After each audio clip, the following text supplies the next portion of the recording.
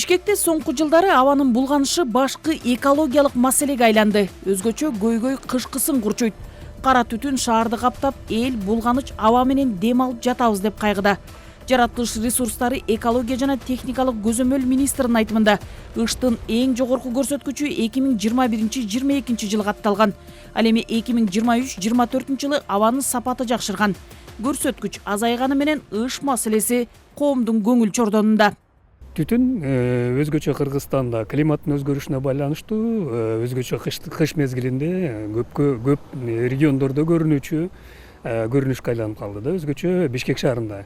Бишкек шаарынын өзүндө эле акыркы жылдары биз байкап атабыз, кээ бир күндөрү дүйнөлүк масштабта алдыңкы саптарга чыккан баягы булганган шаарлардын катарына кирип калып атабыз. Бул эми шаарда эле эмес, кичинекей шаарларда да, айылдарда да байкала баштады. Чечүүнүн жолдору дагы бар. Эми мунун баардыгын комплекстүү карап, баягы жылдан жылга ушул маселеге кыштын күнү эле көңүл бурбастан, баягы круглый год, жыл ичинде мунун үстүнөн иштеш керек да. Узап бара жаткан аптада ыш көйгөйүн жогорку кеңештин депутаттары талкуулады. 2023 жылы парламент токтом долбоорун кабыл алган.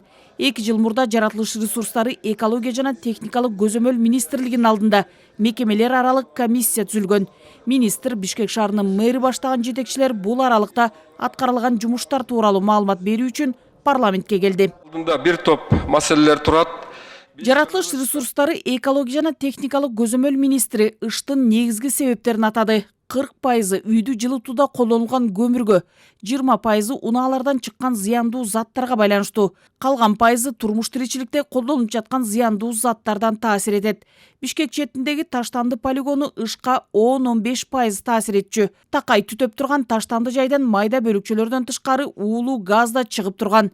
Азыр полигон өчүрүлүп, рекультивация иштери жүргүзүлүп, 3000 даана бак отургузулду. Экинчи жагы экологиялык автобустар каттай баштады. Дагы бир чоң маселе Бишкек жылуулук электр борборуна импортталган көмүр кабыл алуу төмөндөтүлдү. 1000 автобусту биз киргизгенде Бишкек шаарынан толугу менен 3800 маршрутка чыгарылган. Алар маршруткалар дизель менен жүргөн маршруткалар болчу, ошондуктан алар дагы ышка өзүнүн салымын салчу, биз маршруткаларды сыртка чыгардык. 1000 автобус бүгүнкү күндө шаардын ичинде жүрүп атат, алар газ менен жүрүп. Биз ТЭЦ Бишкек шаарына өткөн. Бул жылы биз импортты азайтуу максатында, эгер бизде 1 миллион 150 миң тонна муктаждык болсо ТЭЦте, биз ал жерде импортты 200 миңге чейин түшүрүп, мынакей азыр иштерди жүргүзүп атабыз. Бирок ошол эле учурда биз ТЭЦте фильтрлерди тазалоо иштерин, оңдоо иштерин да жүргүзүп, мынакей авариядан кийинки акыбалдан кийин биз ошол аракеттердин баарын көрүп атабыз бүгүнкү күндө. Албетте эми ышты биз комплекстүү караш керекпиз, комплекстүү аракетти көрүш керекпиз, анан ошол иштерди биз дагы алдыга жылдырганга даярбыз. Депутаттар ышка үйлөрдү көмүр менен жылытуу таасир этип жатканын айтып, турак жайларды газдаштыруу маселесин күчөтүү сунуштарын берди. Ошол эле учурда эл өкүлдөрү дагы деле тигүү цехтерден чыккан кездемелердин арткандарын жагып жаткандар бар экенин айтып, көйгөйдү чечүүгө тиешелүү мекемелер да кол кабыш кылып, текшерүүлөрдү байма-бай уюштурууну сунуштады. Сиздердин санитардык экологиялык инспекция менен жергиликтүү бийликтерчи, мына ички иштер органдарын биргеликте рейдти күнүтүн алып барсак, ошону биз токтотобуз. Резина жагып атышпай, жана цехтерге, баняга, ойнор жайларгачы. Мына катализаторлор жок, автоунаалар келип атат деп айтып атабыз. Биз себебин билип атабыз, ыш каяктан пайда болуп жатканынчы. Текшерүү иштери болсо тынымсыз өткөрүлүүдө. Былтыртан бери жаратылыш ресурстары экология жана техникалык көзөмөл министрлигинин өкүлдөрү, патрулдук милиция жана дагы башка кызматтар менен биргеликте рейд жүргүзүүдө. Натыйжада 500 миңден ашык унаага айып салынган. Абаны булгап жаткан дагы бир көйгөй мына ушул унаалардан чыккан зыяндуу заттар.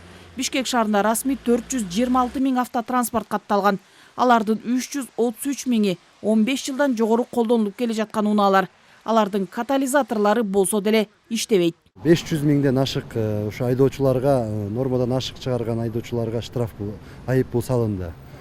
Бул айып пулдар 234-чү беренеси бар укук бузуулар жөнүндө кодексинин. Ушул кодекстин ушул 234-чү беренесинин негизинде салынат. Ошондой эле ушу синтетикалык каражаттарды жагуу боюнча Бишкек шаарынын муниципалдык инспекциясы менен биргеликте түзүлгөн иш пландын негизинде иш алып барылат. Бул боюнча да тынымсыз рейдтер жүргүзүлүп, бул азыркы учурда бул статьялар 115 статья өзүн өзү башкаруу органына болгондугуна байланыштуу муниципалдык инспекция тарабынан эгерде табылган бузуулар болсо аларга айыппул салынат. Иш менен күрөшүү максатында калктуу конуштарды газдаштыруу иштери да жигердүү жүрүүдө. Административдик реформанын жыйынтыгында калктуу конуштар дагы кошулду Бишкек шаарына. Бүгүнкү күндө 105 калктуу конуш бар. Ошол калктуу конушта 135 000 жер үйү бар. Тилекке каршы ошол калктуу конуштарда жагылган көмүрдүн дагы бүгүнкү күндө ышка болгон себеби абдан чоң. Дээрлик 40%-ын түзөт деп атабыз. Ал жерде абдан активдүү газификация болду. Бүгүнкү күндө ошол 49 калктуу конуш газификация болуп, ичинен 37 000 үй газга туташтырылды. Анын ичинен 26 000 үй от казандарын газга алмаштырышты. Көмүрдүн сапатын жакшыртуу максатында аны байытып жагуу ишин жүзөгө ашыруу демилгеси бар. Мындай болгондо көмүрдөн абага зыяндуу заттардын чыгышын азайтууга мүмкүн. Бишкек шаарынын мэри көмүрдү ачык сатууга чектөө киргизүү керек экенин да белгилеп өттү. Бишкек шаарында көмүргө чектөө киргизбестен жанагындай сапатсыз көмүрдү алып келип ачык сатканга тыюу салыш керек да. Анан эгер ушул биз заводдор курулган болсо, ошол жерден Бишкекке ташылып, мүшөктөп сатыла тургандай шарттарды түзүш керек деген ойдомун. Айрым эл өкүлдөрү кара кечеге байытуучу фабриканы куруу менен маселени чечсе болот деген ойдо. Нургүл Жумабекова, Чыңгыз Жумагулов, Бекжан Токтосунов. Ала Тоо 24, Жума жыйынтыгы.